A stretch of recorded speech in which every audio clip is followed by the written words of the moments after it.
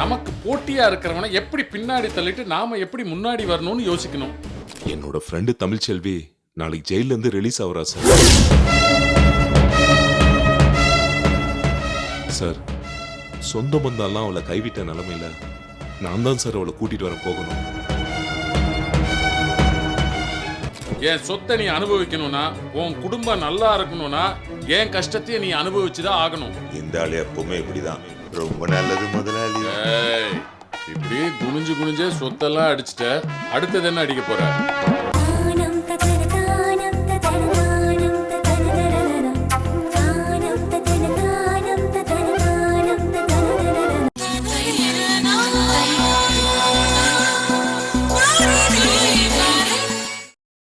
ரகு, பாவப்படாத. யாரை பார்த்தாலும் பாவப்படாத. நம்ம எதிரியை பார்த்தா சுத்தமா பாவப்படாத. அப்பதான் நீ ஜெயிக்க முடியும். இல்ல அவன் ஒன்ன ஜெயிச்சிருவான். இங்க பாரு ரகு, ஆபீஸ்ல ஜெயிக்கிறது நீயா இருக்கணும், தோக்கிறது அவனா இருக்கணும். ஏங்க இப்படியே பேசிக்கிட்டு இருங்க, பாயாசத்துல விஷத்தை கலந்து கொடுத்துறேன். பாத்தியாப்பா, உங்க அம்மாவுக்கு அவனை பத்தி ஏதாவது சொன்னா எந்த அளவு கோவம் வருதுன்னு பாரு.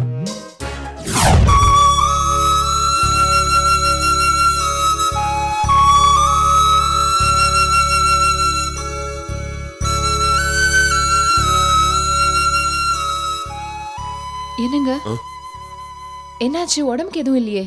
இல்ல அதெல்லாம் ஒண்ணும் இல்ல. என்ன ஆபீஸ்ல இருந்து சீக்கிரம் வந்துட்டீங்க? நான் என்னன்னு சொல்லட்டும் உஷா, ரெஸ்ட் இல்லாம வேலை செய்யறேன்ல, அதான் உன் தம்பியை ரெஸ்ட் கொடுத்துட்டான். என்னங்க உங்களை வேலையை விட்டு அனுப்பிட்டாங்களா? ஓ, அப்படி நடக்கும்னு எதிர்பார்த்துட்டு இருக்கிறியா? நடக்கும்னு எதிர்பார்த்தேன், ஆனா இவ்ளோ சீக்கிரமா நடக்கும்னு நான் எதிர்பார்க்கல. இதுக்கெல்லாம் காரணம் ரகு இல்ல, எங்க அப்பா தான். ஏன்னா அவனோட ரிமோட் கண்ட்ரோலே எங்க அப்பா தான். அவரை உண்டு இல்லைன்னு பண்ணிடுறேன் நானு. உஷா, இப்ப என்னாச்சு உனக்கு? இப்ப எதுக்கு தேவையில்லாம கோவப்படுற நீ? எவ்வளவு வருஷமா வேலை செய்றீங்க நீங்க? எப்படி உங்களை வேலையை விட்டு நிறுத்தலாம் அவன்? நான் எப்ப என்ன வேலையில இருந்து எடுத்துட்டான்னு சொன்னேன்? உன் தம்பி எனக்கு ரெஸ்ட் கொடுத்துட்டான்னு தானே சொன்னேன். என்னங்க நீங்க குழப்புறீங்க?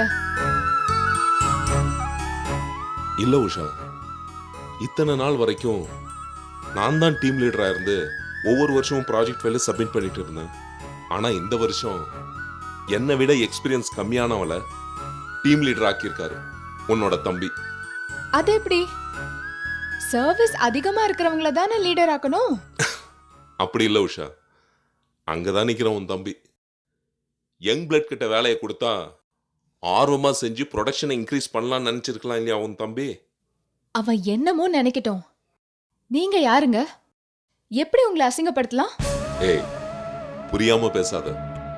இதுல அசிங்கம், சொந்த பந்தம் இதெல்லாம் பார்க்க கூடாது. கம்பெனியோட வளர்ச்சியை மட்டும்தான் பார்க்கணும்.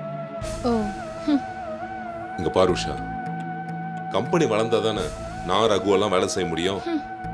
அதான் ரகு எல்லாருடைய நல்லதுக்காக தான் இந்த மாதிரி காரியத்தை பண்ணியிருக்கான். அதனால அவன் மேல எனக்கு எந்த ஒரு கோபமும் இல்லை. ஏங்க யார் என்ன செஞ்சாலும் தப்பே சொல்லாம எல்லா பழியும் உங்க மேல ஏத்துக்கிறீங்களே, எப்படிங்க உங்களால மட்டும் முடியுது? இதுக்கும் சிரிப்பு தானா?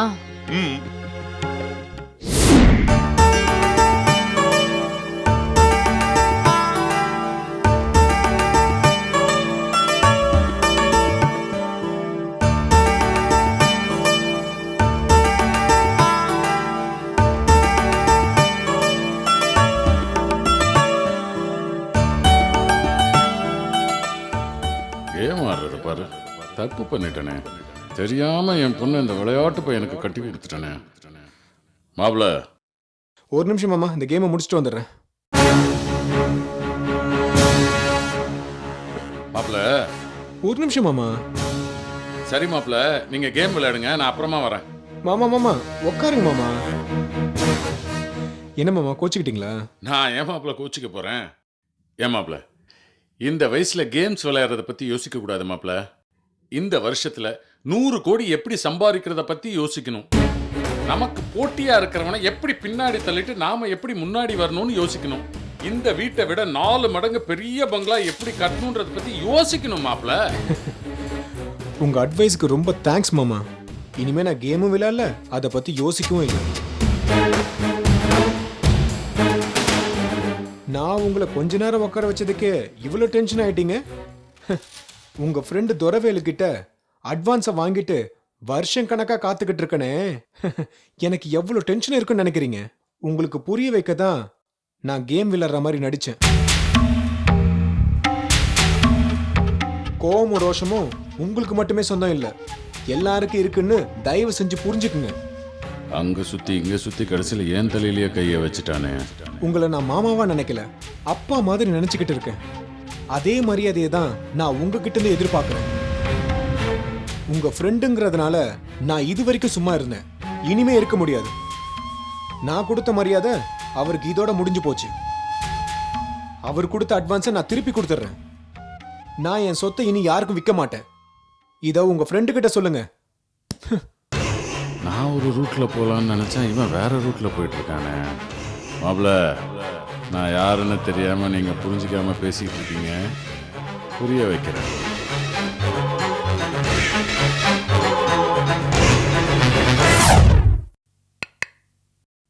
எஸ், கம் இன்.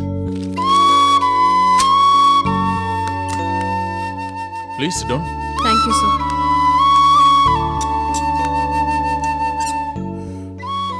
நாளைக்கு ஹெட் ஆஃபீஸில் இருந்து சிஇஓ வரப்போறாரு. அதனால நம்ம பிசினஸ் பிளானோட டீடைல்ஸை சப்மிட் பண்ணணும்னு சொல்லியிருந்தேன். ஞாபகம் இருக்கா? ஞாபகம் இருக்கு sir. I am ready. Good. 10 o'clock meeting. அதனால நம்ம டீம் மெம்பர்ஸ் எல்லாரும் 9:30க்கு அட்டன் ஆயிருக்கணும். அது இல்லாம யாரும் லீவ் போடக்கூடாது. இதை சொல்லிட்டேன் சார். ஆனா என்ன ஆனான்னு இழுக்கிறீங்க? Any problem? ஆமா சார், கைலாசம் சார் நாளைக்கு லீவ் போட்டிருக்காரு. வாட்? லீவ் போட்டிருக்காரா? அவரை கண்டிப்பா ஆபீஸ்க்கு வர சொல்லுங்க. நான் எவ்வளோ சொல்லிட்டேன் சார், ஆனா அவருக்கு ஏதோ ஒரு முக்கியமான வேலை இருக்கு, வர முடியாதுன்னு சொல்லிட்டாரு. அவரை கூப்பிடுங்க. Yes sir. இருங்க இருங்க, எதுக்கு போய் கூப்பிடுறீங்க? இன்டர்காம்ல கூப்பிடுங்க.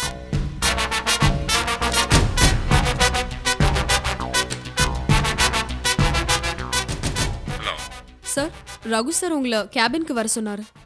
ஓகே, வரேன்.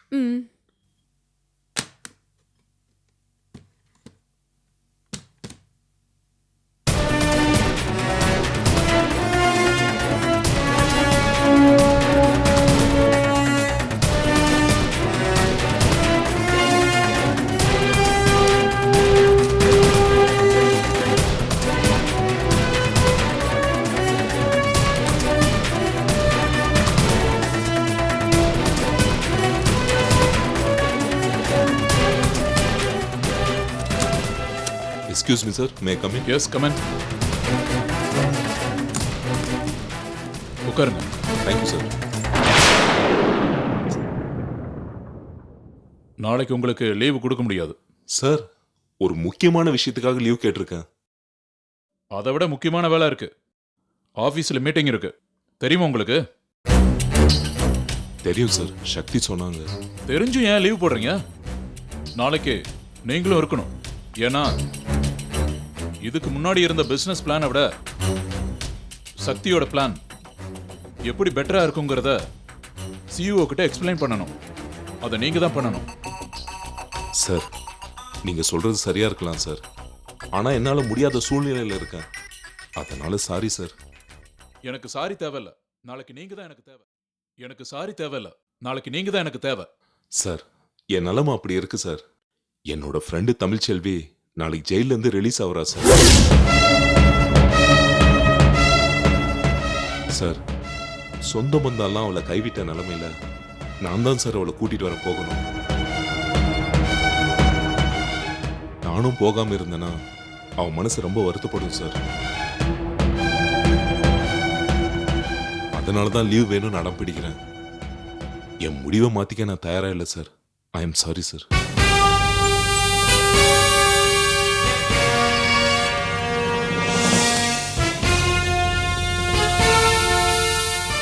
ரொம்ப நாள் சர்வீஸ்ல இருக்கோங்கிற திமிர்ல பேசுறான். அதுக்கு ஒரு முடிவு கட்டுறான்.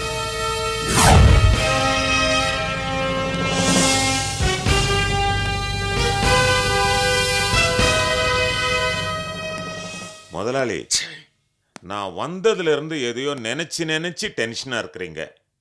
என்னன்னு தெரிஞ்சுக்கலாமா? யோ, உன் டென்ஷனை தூக்கி என் தலை மேல வச்சுட்டு என்ன டென்ஷன் கேட்டுக்கிட்டு இருக்கிறியா? என்ன கிண்டல் பண்றியா? ஐயோ முதலாளி, நீங்க ரொம்ப பெரியவங்க, நான் ரொம்ப சின்னவன்.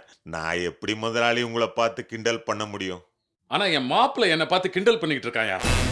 பார்த்தா ஒன்னும் தெரியாத ஆளு மாதிரி இருக்கான், ஆனா பெரிய குசும்பு பிடிச்சவனா இருக்காயா. இதைத்தானே நான் உங்ககிட்ட எப்பவோ சொன்னேன். ஆனா நீங்க தான் என் மாப்பிள்ள சூதுவா தெரியாத சின்ன குழந்தை மாதிரின்னு சொன்னீங்கல்ல. அது இப்ப ஞாபகம் இருக்கா முதலாளி? யோ, அதுவே ஒரு எரிச்சல். அதை வேற இப்ப ஞாபகப்படுத்துறியா? ஆமா, இப்ப என்ன பிரச்சனை முதலாளி? யோ, மாப்பிள்ளை உங்ககிட்ட வாங்கின பணத்தை திருப்பி கொடுக்கணும்னு சொல்லிக்கிட்டு இருக்கான். ரொம்ப நல்லதா போச்சு. நான் சொத்தையும் அக்ரிமெண்ட் திருப்பி கொடுத்துட்றேனே. யோ துரவேலு, நான் உன்னை பெரிய புத்திசாலின்னு நினைச்சுக்கிட்டு இருந்தேன். நீ கேடு கெட்ட மக்கா இருப்ப போல இருக்கு. யோ, நீ வாங்கின பணத்தையும் அக்ரிமெண்ட்டையும் திருப்பி கொடுக்கறதுக்காகவா இவ்வளவு வருஷம் நான் போராடிக்கிட்டு இருந்தேன்? 1 வருஷம் 2 வருஷம் இல்லையா, 10 வருஷம். ஒரு பக்கம் நீ முறுக்கிப்பாரு, இன்னொரு பக்கம் மாப்பிள்ளை முறுக்கிப்பாரு. உங்க 2 பேரையும் சேர்த்து பிரச்சனை இல்லாம சேர்த்து வச்சது எதுக்காக? எல்லாத்தையும் திருப்பி கொடுக்கறதுக்காகவா? நான் போட்ட பிளான் எல்லாம் கொஞ்சம் கொஞ்சமா சக்சஸ் ஆயிட்டு வருது. இந்த நேரத்துல என்ன கேட்காம எதுவும் செஞ்சிடாத. நான் சொல்றத மட்டும் செஞ்சா போதும். எல்லாம் சரி முதலாளி, ஆனா உங்க மாப்பிள்ள விஷயத்தை மட்டும் நீங்களே பாத்துக்கோங்க. என்னால அவன் தொல்லை தாங்க முடியல முதலாளி. ஏய், உன்னால தாங்க முடியுமோ தாங்க முடியாதோ, ஆனா நீ தான் தாங்கி ஆகணும். என் சொத்தை நீ அனுபவிக்கணும்னா, உன் குடும்பம் நல்லா இருக்கணும்னா, என் கஷ்டத்தையும் நீ அனுபவிச்சுதான் ஆகணும். இந்த ஆளு எப்பவுமே இப்படிதான். கெஞ்சனா மிஞ்சுவான், மிஞ்சினா கெஞ்சுவான். ஏய், நான் உள்ளுக்குள்ள என்ன திட்டிக்கிட்டு இருக்கியா இல்ல சாபம் கொடுத்துக்கிட்டு இருக்கியா? ஐயோ முதலாளி, உங்களுக்கு சாபமா? சத்தியமா இல்ல முதலாளி, நான் நல்லா இருக்க மாட்டேன் முதலாளி. ஒண்ணும் இல்ல முதலாளி, உங்க மாப்பிளைய எப்படி சமாளிக்கிறதுன்னு யோசனை பண்ணி. ஏய், நீ என்ன பண்ணுவியோ ஏது பண்ணுவியோ தெரியாது. மாப்பிள்ளைய நீ தான் சமாளிக்கிற. ஏன்னா நான் மாப்பிள்ளை கிட்ட சண்டையோ பிரச்சனையோ பண்ண முடியாதுடா. ஒரு நாளைக்கு 4 தடவை அவன் மூஞ்சில தான் முழிக்கிறேன். அது மட்டும் இல்லாம என் பொண்ணைய எந்த பிரச்சனையும் இல்லாம பாத்துக்கணும்.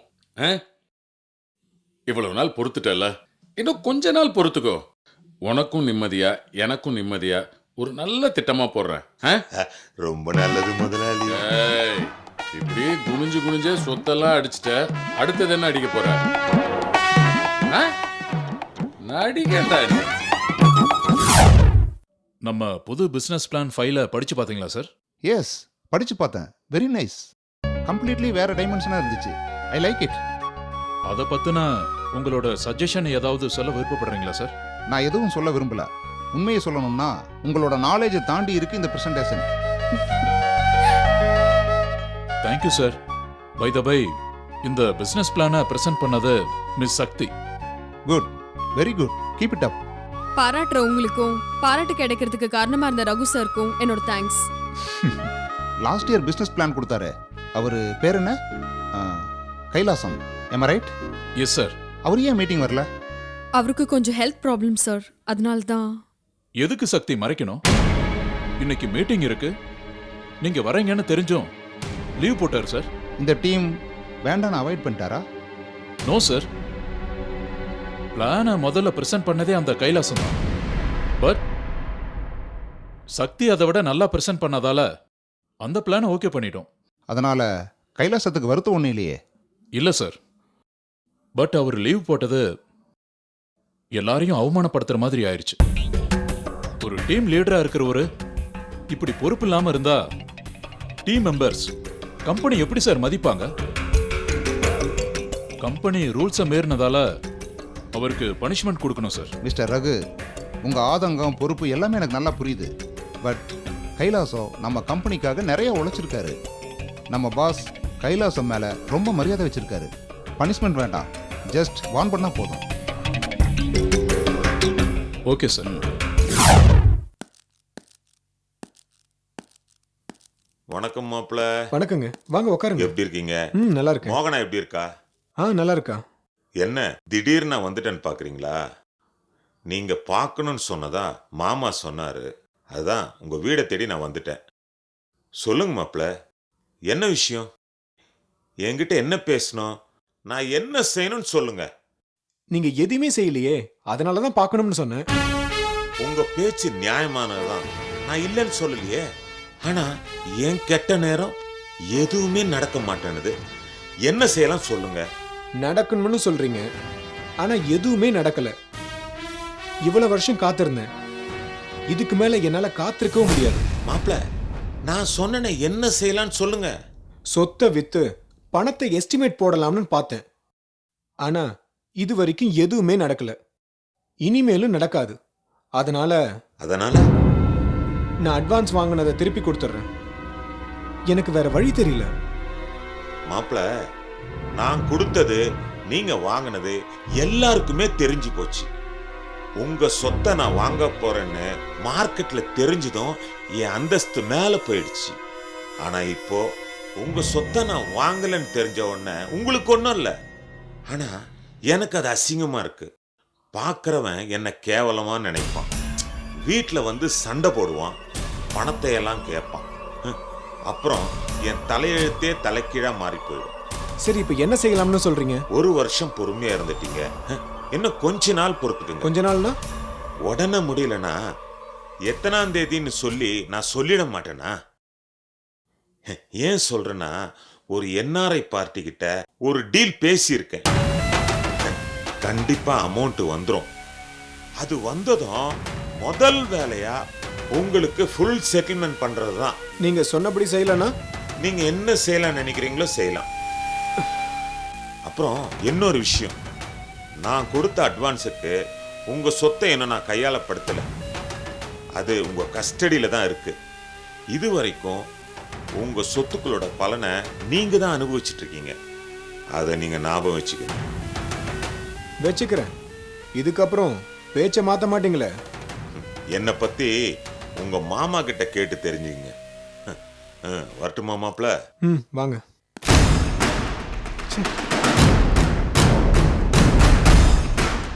கொட்டையோட முழுங்குறவங்கன்னு சொல்றது இந்த மாதிரி ஆளுங்களை பார்த்துதானோ? திருட்டு பசங்க. Excuse me sir. Yes, come in. Good morning sir. Good morning. உட்காருங்க. Thank you sir. என்ன சக்தி, இப்போதான் வரீங்களா? ஆமா சார், நான் லேட்டா வரலையே. நான் ஏன் லேட்னு கேட்கலையே. அந்த இமெயில் ஓபன் பண்ணி பார்த்தீங்களா? இல்ல சார், நான் வந்த உடனே உங்க பிஏ உங்களை பார்க்க சொன்னாரு, அதான் நான் உடனே வந்துட்டேன். ரொம்ப ஷார்ட் டைம்ல என்ன ஓவர்டேக் பண்ணிடுங்க போல இருக்கு. ஐயோ சார், பெரிய வார்த்தைலாம் பேசுறீங்க. நான் சொல்றது கொஞ்சம் ஆபீஸ் மெயில் ஓபன் பண்ணி பாருங்க. ஹெட் ஆபீஸ்ல இருந்து எல்லா செக்ஷன்ல இருந்தும் எப்படி உங்களை பாராட்டி இருக்காங்கன்னு. ஓ மை காட், உண்மையாவா சார்? உண்மையா சொல்லணும்னா இந்த பாராட்டுக்கும் தகுதிக்கும் நீங்க தான் சார் காரணம். எனக்குள்ள இப்படி ஒரு திறமை இருக்குன்னு காட்டினதே நீங்க தான் சார். உங்களை மாதிரி பல பேர்கிட்ட நிறைய திறமை இருக்கு. அதை வெளியே கொண்டு வரதுக்கு அடுத்தவங்களும் தடையா இருக்காங்க. இன்னும் சொல்ல போனா அவங்களுக்கு அவங்களே தடையா இருக்காங்க. அது மட்டும் இல்லாம நமக்கு மேல சீனியர்ஸ் இருக்கும்போது நம்ம எதையும் செய்யக்கூடாது, பேசவும் கூடாதுன்னு நினைக்கிறது முட்டாள்தனம். அப்படி சொல்லி சொல்லியே நம்ம திறமையை நாமளே தூங்க வச்சிடுறோம். சக்தி சார், உங்களுக்கு ஒர்க்ல என்ன டவுட், என்ன ஐடியாஸ் இருந்தாலும் எதுவா இருந்தாலும் நீங்க என்கிட்ட எப்ப வேணாலும் ஷேர் பண்ணிக்கலாம். Okay sir, thank you.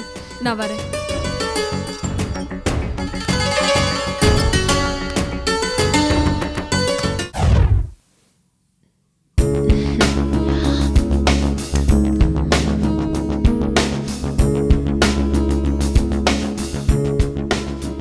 தர்வேல் அங்கிள் என்ன சொன்னாரு? இப்பதான் ஏதோ நிம்மதியா இருக்கிற மாதிரி கொஞ்சம் ஃபீல் பண்றேன். என்ன, அப்ப ஃபுல் அமௌண்ட் செட்டில் பண்றேன்னு சொல்லிட்டாரா? எங்க அமௌண்ட் செட்டில்மெண்ட் பண்றேன்னு சொன்னாரு. இது வரைக்கும் சொன்னதுலயே இந்த தடவை தான் கொஞ்சம் நம்பிக்கையா பேசினாரு. பாப்போம் என்ன நடக்குதுன்னு. ஏங்க இப்படி நம்பிக்கை இல்லாம சொல்றீங்க? எல்லாமே நல்லபடியா நடக்கும்னு நம்பிக்கை வைங்க. சரி, நீங்க பேசுனது அப்பாக்கு தெரியுமா? தெரியாது. ஒருவேளை துரவேலு சொல்லியிருக்கலாம், இல்ல உங்க அப்பா சொல்லி துரவேலு என்கிட்ட பேசியிருக்கலாம். அந்த கடவுளுக்கு தான் தெரியும். எங்க அப்பாவை குறை சொல்லலைன்னா உங்களுக்கு தூக்கமே வராதே. சரி, அதை விடு. எனக்கு பல பிரச்சனை இருக்கு. என்னங்க சொல்றீங்க? நிக்கிதாவும் அண்ணியும் வரப்போறாங்க. அவங்க சொத்தை திருப்பி கொடுக்கணும். ஆனா நம்ம சொத்தை பத்தி கேட்டா அண்ணி ரொம்ப வருத்தப்படுவாங்க. அவங்க ஏன் வருத்தப்படணும்? அவங்க ரொம்ப நல்லவங்க, அதனால வருத்தப்படுவாங்க. நாம கெட்டவங்க, அதனால நமக்கு கெட்டது தானே நடக்கும். நாம ரொம்ப தப்பு பண்ணிட்டோங்க. எதை வச்சு சொல்ற? இருக்கிற சொத்தை வித்து பறக்கிறதுக்கு ஆசைப்பட்ட கதையாயிடுச்சுங்க நம்ம கதை. நாம நல்லா தானே இருக்கோம். 1 கோடி போட்டா 4 கோடி எடுக்கலாம், 4 கோடி போட்டா 40 கோடி சம்பாதிக்கலாம்னு உங்க அப்பா தானே சொல்லுவாரு. அவரு சொன்னதுனால தானே இதை விற்கணும்னு நினைச்சேன். அப்பா நல்லது தானே சொன்னாரு, ஆனா எதுவுமே நடக்கல. அதானே இப்ப பிரச்சனை. நடக்கிறத சொல்லியிருக்கணும். அதை விட்டுட்டு எனக்கு அதை தெரியும் இதை தெரியும்னு சொல்லி என்னை நம்ப வச்சுட்டாரு. நானும் ஏமாந்துட்டேன். ஒன்னும் கவலைப்படாதீங்க, எல்லா விஷயத்தையும் நான் அப்பா கிட்ட தெளிவா சொல்லிடுறேன். அவரு பார்த்து பாருங்க. என்னத்தை பார்த்தாரோ. கோமதி, என்னங்க இங்க வா. என்னங்க உன்கிட்ட ஒரு விஷயம் சொல்லணும்னு நினைச்சேன், மறந்தே போயிட்டேன். என்ன விஷயம் சொல்லுங்க. நான் பேங்க் போயிட்டு வெளியே வந்தப்ப ம், கௌதம் உள்ள போய்கிட்டு இருந்தான். அப்படியா? உங்ககிட்ட பேசினானா? அவன் எங்க பேசினா? பார்த்தும் பார்க்காத மாதிரி போனா. நான் தான் பார்த்ததும் கூப்பிட்டேன். ஏங்க, உங்களை பார்த்தும் பேசலன்னா எதுக்காக நீங்களா போய் பேசுறீங்க? ஏய், பேசணும்டி. அவன் என்கிட்ட பேசலன்னா அவனுக்கு ஒன்றும் இல்லை, ஆனா அவன் எனக்கு ரொம்ப வேணும்னு இருக்குதே, அதான் தேடி போய் பேசினேன். அதானே பார்த்தேன். உங்களை பத்தி எனக்கு தெரியாதா? நீங்க என்ன கேட்டீங்க, அவன் என்ன சொன்னான்? அட நீ வேற. அவன் என்கிட்ட பேசும்போது முகம் கொடுத்தே பேசல. 4 வார்த்தை பேசுனா 1 வார்த்தை தான் பேசினான். உன் பொண்ணு ரிலீஸ் ஆகுதான். அவன் வந்ததும் சொத்தையும் மகளையும் உன்கிட்ட ஒப்படைக்க போறானா.